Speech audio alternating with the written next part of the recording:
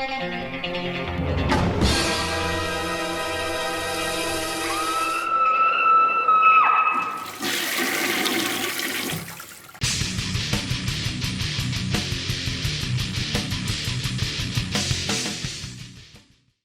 up, everyone? Thralls Metal here once again. I'm Necrotic Nick, and I have an album review for you. Once again, this one is brought to us courtesy of Screaming Toilet.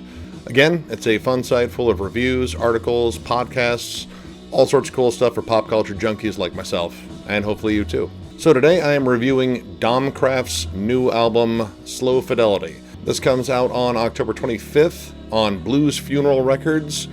This is the band's third full-length. I'm reasonably sure this is a full-length just in terms of the length of the album, but it might be considered an EP since it's only 4 tracks, but they're pretty long. So, I don't know, kind of a gray area there. I think it's probably a full-length. They're from Stockholm, Sweden, and I honestly have no idea when they formed because the information's kind of fuzzy on that, much like the guitar tone. So this album opens up with Through the Ashes. This is an almost 10-minute long song, so there's a lot of stuff to go over in because it definitely sort of ebbs and flows. It opens up with a really massive bass tone, very reminiscent of a band like Monolord, very similar to that. But honestly, the more I listen to it, you definitely get the psychedelic parts, especially this whole intro part. It almost feels like an extra sludgy version of Hawkwind. Very spacey, the vocals have a nice little bit of reverb on them, they're kind of chanted. Kind of a cool mood-building thing. But as the song goes on, it really turns almost into desert rock, almost like Fu Manchu and Caius. And the vocals sort of shift around from these sort of chants with a lot of reverb on them to these big shouts, almost screams, kind of more like stuff you'd hear on a Neurosis album or an Isis album. So you get maybe some post-metal in there here and there. This song is very riff-driven. It has a massive riff that drives it. And then peppered in between there's some spacey moments to really build tension in the song. I would say a lot of the guitar work is very close to stuff that Adam Jones from Tool does. You know, lots of just sort of a single note sort of carried on and just toyed with in terms of effects and such. A lot of the guitar work is very effects drenched and it's pretty cool. It kind of really builds, again, that cosmic atmosphere they were going for. The softer moments are kind of cool because they're good, but they don't hang out particularly too long. They try to get back to that main riff that's driving the song. And I think they're used to great effect, but I'm glad they don't hang out too long because they want to get to the next big, heavy moment on here, and I really like that. Now, unfortunately, the shadow vocals really don't create a good hook when it comes down to a chorus or a memorable part on there. There are some tuneful screams in there, but for the most part, they're just sort of these kind of agonied shouts, which are pretty effective for what they were going for, but I was kind of hoping for a little bit more of a hook there. But still, the guitar work on here definitely was really good in building that psychedelic vibe, which they were going for, and the song was really good. So up next we had Mud Collider, which is the shortest song on here, but it is just a hair under 6 minutes, so it's not necessarily very short. I would say this is the most accessible one in terms that it is really just built around one big riff. And this one is loaded with effects-drenched guitars. This one is going for that really heavy psychedelic vibe.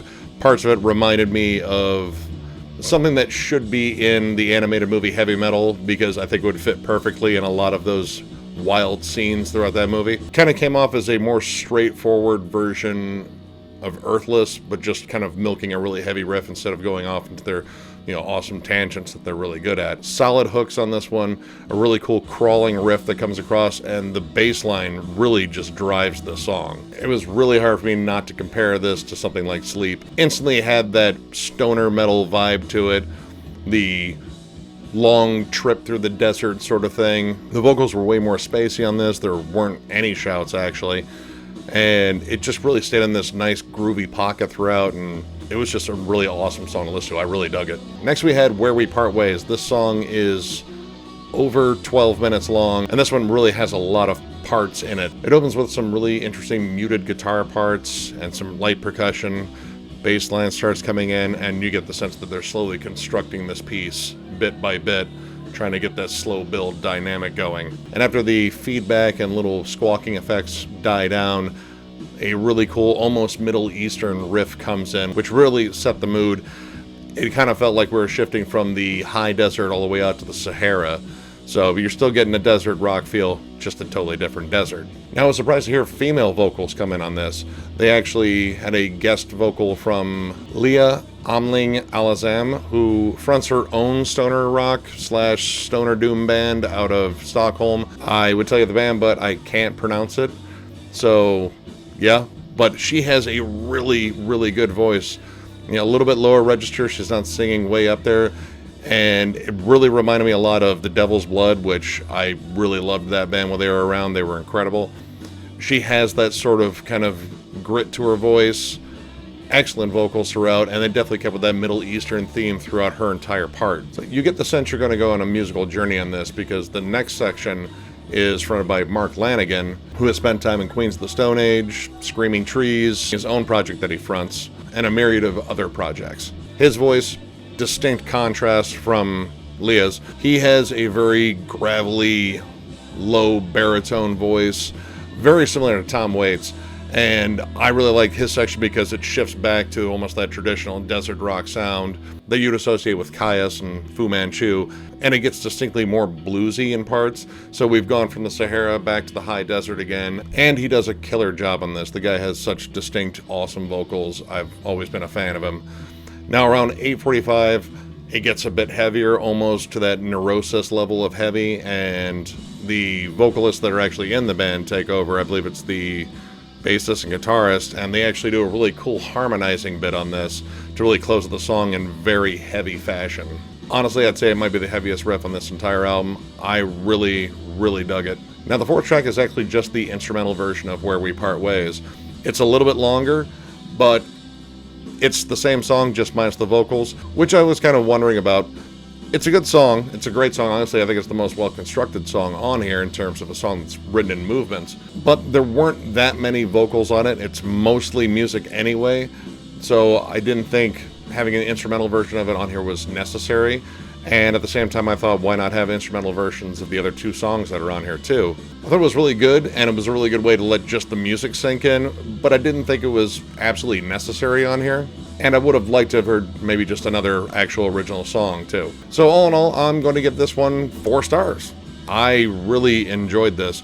Now, I could knock it on just the instrumental bit on there, just because it felt like, you know, it wasn't completely necessary, but it was still excellent, and you did get to hear more of the music when you're not paying attention to the vocals on it. All the other songs are distinctly different. They have their own different feels to it, and I really loved the composition. It was excellent. It was really cool hearing Mark Lanigan sing on an album again. I especially liked Mud Collider. I thought that was just a good, nice, groovy, catchy, heavy song. And yeah, this is an awesome band. I definitely want to get more of their stuff. I got one of their albums in a Metalhead box, and I'm going to start looking around for more of them because I really like this shit. So if you like the review, give it a thumbs up. And if you are new to the channel, subscribe, because we do shit like this all the time. Catch you guys later.